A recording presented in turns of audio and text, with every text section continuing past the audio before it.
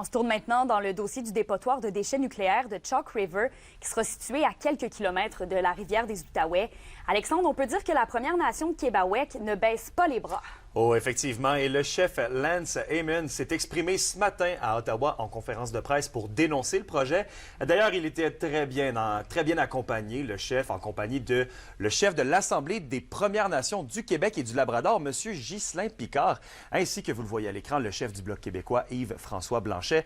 Pour Ghislain Picard, la conférence de presse se voulait un cri du cœur aux soi-disant alliés, dans le sens qu'il demande au gouvernement canadien de respecter son engagement et son support aux communautés autochtones. Il remet ainsi carrément en question la relation entre le premier ministre du Canada et les communautés autochtones.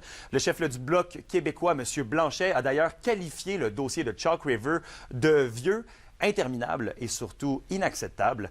Il a écorché au passage le gouvernement Legault en soulignant son invisibilité dans le dossier.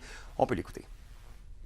De mettre un dépotoir de 1 million de mètres cubes de déchets nucléaires de différentes origines, essentiellement la recherche, dans un endroit où il était à risque d'affecter les sources d'eau potable de 5 millions de personnes. C'est par extension la mainmise d'une partie de l'économie ontarienne sur les enjeux du nucléaire qui prennent essentiellement leurs résidus dangereux et qui les placent dans un endroit dont l'essentiel des personnes à risque seront au Québec.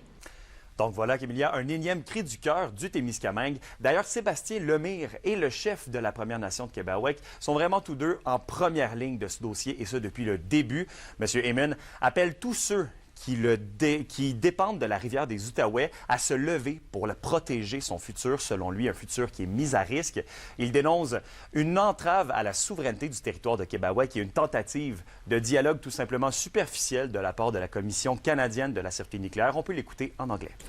True reconciliation requires meaningful dialogue and respect, not just words on paper that after the damage has already been done.